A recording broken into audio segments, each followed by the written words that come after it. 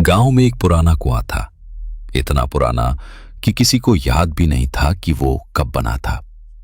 लोग कहते थे, उस कुएं में पानी नहीं, कुछ और है। रात के समय वहां से अजीब आवाजें आती थीं, जैसे कोई अंदर से धीरे धीरे नाम लेकर बुला रहा हो। एक रात अरमान और उसके दोस्त हिम्मत दिखाने के लिए वहां गए। सब हंस रहे थे, मजाक उड़ा रहे थे, लेकिन जैसे ही वो कुएं के पास पहुंचे, हवा अचानक ठंडी हो गई और फिर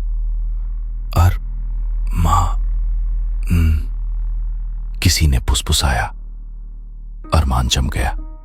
उसने पीछे देखा, कोई नहीं।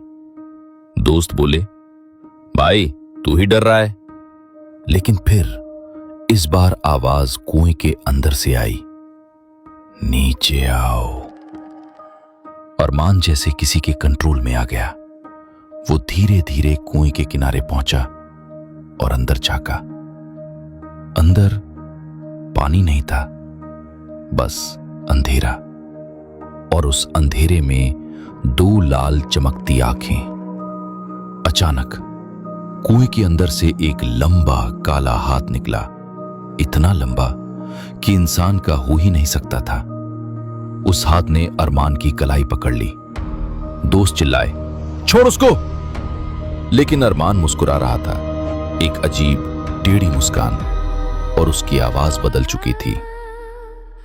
अब मैं नीचे नहीं जाऊंगा, वो ऊपर आ रहा है। अगले ही सेकंड अरमान का शरीर झटके खाने लगा। उसकी आंखें पूरी काली हो गईं और मुंह इतना खुला जितना इंसान का खुल ही नहीं सकता। कुएं के अंदर से कुछ बाहर चढ़ रहा था।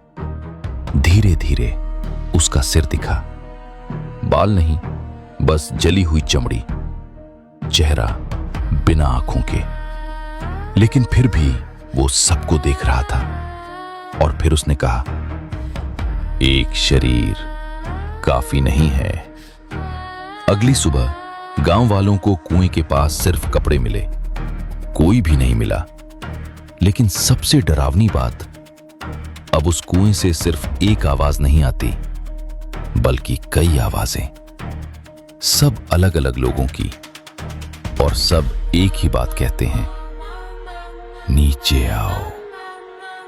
अगर तू कभी किसी पुराने कुएं के पास जाए और तेरा नाम कोई धीरे से पुकारे, तो जवाब मत देना, क्योंकि हो सकता है वो तुझे नहीं, तेरे शरीर को बुला रहा हो।